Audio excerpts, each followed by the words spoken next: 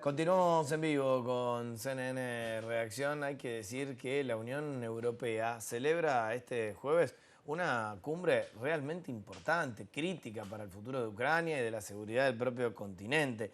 El presidente de Francia, Emmanuel Macron, ya adelantó la posibilidad de ampliar la protección de su arsenal nuclear a sus aliados del continente. Vamos a hacer contacto en Jerusalén con nuestro corresponsal internacional en jefe, José Levi, que nos va a contar, al menos hasta acá. José, bienvenido. ¿Qué fue trascendiendo? Sí, Nacho, aquí estamos hablando de una cumbre de emergencia de los 27 jefes de Estado y de Gobierno de la Unión Europea, donde el presidente francés Emmanuel Macron habla de una nueva era.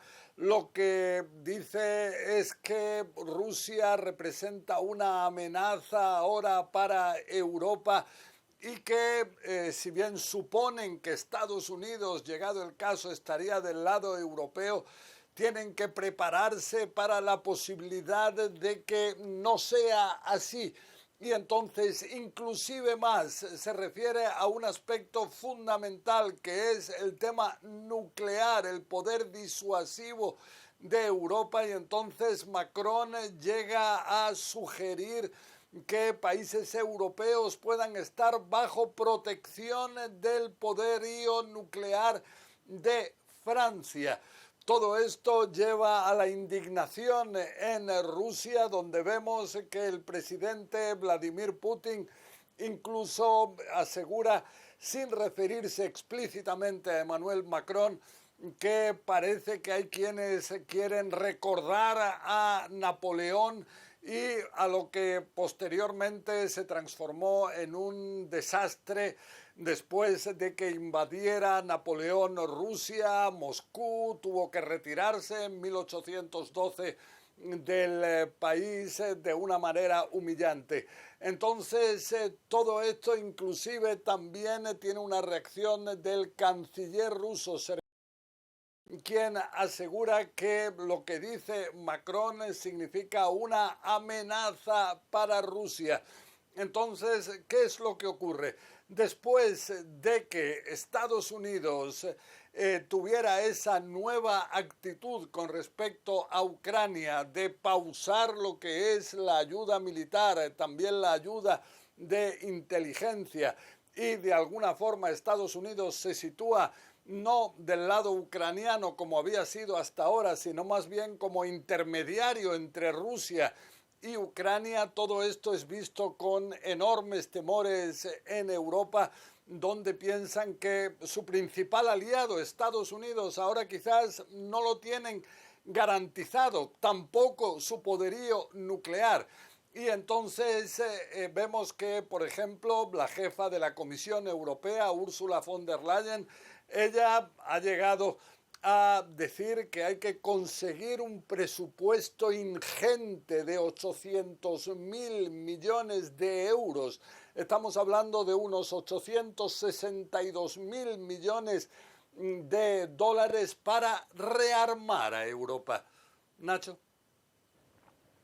Y José, en ese sentido quiero preguntar, ya que estabas haciendo referencia a la Unión Europea, ¿cómo está, al menos en líneas generales, el apoyo de Europa, de ese continente a Ucrania?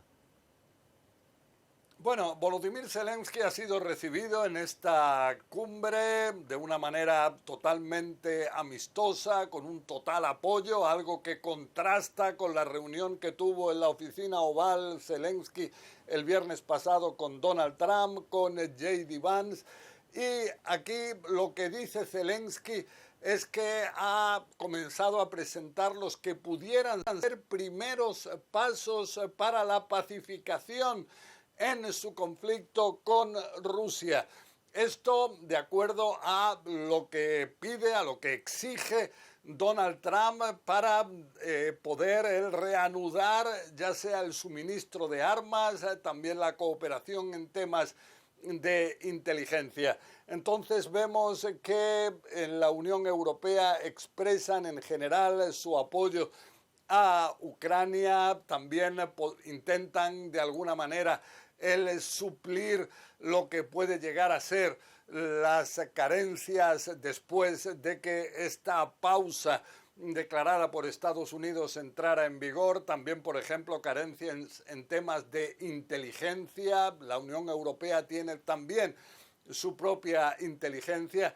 Y todo esto cuando vemos que de forma paralela Rusia sigue con sus ataques en el interior de Ucrania. En las pasadas horas, por ejemplo, un misil balístico alcanzó un hotel en la localidad natal del propio Zelensky, Kryvyi Rih, y provocó ahí 4 muertes y que decenas de personas más resultaran heridas. Nacho. Bien.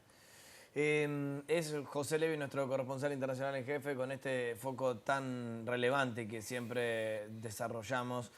Precisamente lo seguiremos haciendo. José, muchas gracias.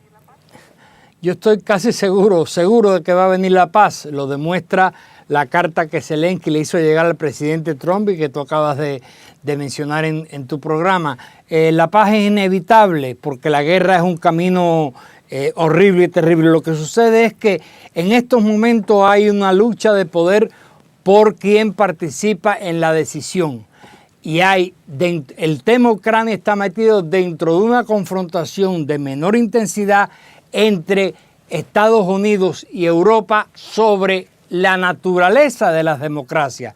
Los dos dicen que defienden la democracia, pero no están de acuerdo en los términos que tiene que tener la democracia. La guerra concluirá, no seguramente en las 24 horas que dijo el presidente Trump, pero tiene que solucionarlo, entre otras cosas porque Europa no puede asumir el papel de Estados Unidos. Es imposible. En la planificación de la Comisión Europea se decía que se necesitaban 800.000 millones de dólares para rearmar a Ucrania, para rearmar a Europa. Y eso no va a ser suficiente hacerlo, o no va a ser posible hacerlo ante una guerra que está avanzando y sigue avanzando Rusia en el territorio ucraniano.